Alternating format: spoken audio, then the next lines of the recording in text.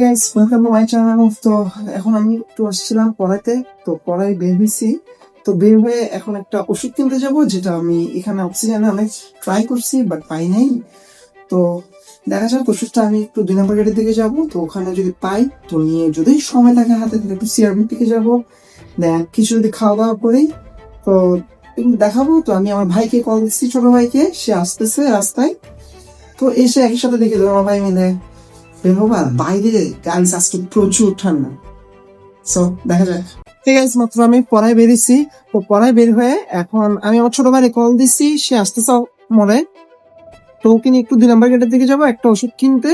তো ওষুধটা কিনে যদি টাইম থাকে তাহলে আমি সিআরবির দিকে, যদি সময় থাকে তাও দেখি যেতে পারি কিনা। দেন সিআরবি তে গিয়ে দেখা যাক কি করে দুই ভাই। সো সাথেই থাকুন। এন্ড গাইস, আপনাদেরকে তো আরেকটা জিনিস বলতে ভুলে গেছি। তো আজকে পড়তেছে আনুমানিক আপনার 20 থেকে 19 ডিগ্রি সেলসিয়াস এর মতো। মানে আসলে বোঝা মুশকিল হয়ে গেছে যে বাংলাদেশে এভাবে কেমনে ঠান্ডা পড়ে। হঠাৎ করে আসলে এই ঠান্ডার মানে দেখা দিচ্ছে, প্রচুর ঠান্ডা। যার কারণে দেখুন গ্লাভস, সোয়েটার, মানে একদম ফুল রাইডিং মোডে আছে এখন। তো দেখা যাক, চাই ভাইকে নিয়ে, ভাইকে পিক আপ করে দেন সোজা 2 নম্বর গেট, ওখান থেকে দেন সিআরবি। গাইস, তো ছোট ভাই আমি পিক আপ করে বলছি, তো এখন পিক আপ করে এখন যাচ্ছি, দেখা যাক কতদূর যেতে পারি। হয় সিআরবি যাবো, না হলে 2 নম্বর গেট গেলে দেখা হবে। আর বাকিটা তো এখন তো রোডের মধ্যে অনেক রাশ, তো কি আর বলবো, সামনে অলরেডি জাম লাগিয়ে আছে। আর এখানে দাঁড়াইছি হচ্ছে ভাই, বড় ভাই কল দিছিল ওই কারণে। তো আচ্ছা, যাইলে এখানে কথা হবে, ঠিক আছে? আধা ঘন্টা জামে বাজে আছি, আধা ঘন্টা জামে। এখন আমরা জেএনজির সামনে 2 নম্বর গেট এখনো যেতে পারিনি। আর এই জামটা আধা ঘন্টা ধরে ফেস করতেছি। আস্তে আস্তে গাড়িটা সামনে যাচ্ছে, জানি না কি হইছে সামনে। এমনিতে তো জাম থাকে না রোডে, আজকে অতিরিক্ত জাম। তা হচ্ছে এখন 8টা বাজতেছে ভাই সাহ। গাইস, শেষমেশ ওষুধটা নিয়ে নিছি। এই ওষুধের জন্য পাক্কা 2 ঘন্টা গেছে আমাদের, মানে এখনো যাবে তেলও বলতে গেছে। মনে এখন তো গাইস বড় দেখা ভাই যাক, কল দিয়ে গালাগালি করতেছে। বাসায় গিয়ে আপনাদের সাথে আবার অ্যাড হচ্ছি। ওকে। আমি একটু একটু খালি ছুটতেছে আর একটু একটু সামনে যাচ্ছি। এখনো প্রবর্তক মোড়ে দাঁড়ায় আছি আমরা। এই যেটা আছে প্রবর্তক স্কুল এন্ড কলেজ। আগে স্কুল ছিল, এখন কলেজ ছুটি ফেলছে। ও মাই গড, আমরা জানতাম না এটা। And এই জামের মধ্যে বাদে আছে এখনো।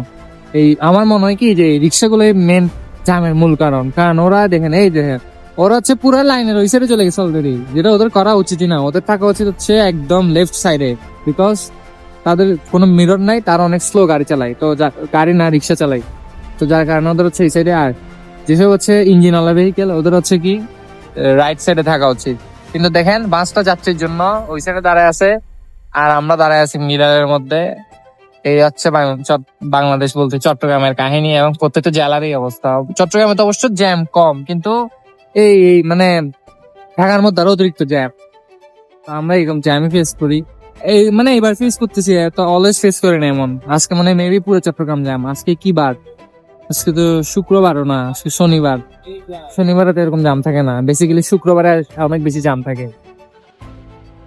সামনে একটা মার্ক স্ট্রাগল করতেছে, আমরাও স্ট্রাগল করতেছি। কি ভিডিও করলে মানুষ এত তাকায় কেন, আমি এটা বুঝি না। হ্যাঁ, তাকাইতে হয় কেন? ভিডিওই তো করতেছি নাকি, ফিল্মিং, দ্যাটস ইট। তো গাইস, শেষ পর্যন্ত চলে আসলাম আমরা। একদম প্রায় আপনার 2.5 থেকে 3 ঘন্টা লাগছে শুধু 2টা ওষুধের জন্য। তো যেখানে যেখানে প্ল্যান করছিলাম সিআরবি যাবো, ইয়াতে যাবো, বাট কোথাও যেতে পারি নাই। পুরো একটা হেক্টিক ডে গেছে আজকে। তো গাইস, বাই বাই। নেক্সট দিন আবার দেখা হচ্ছে আপনাদের সাথে।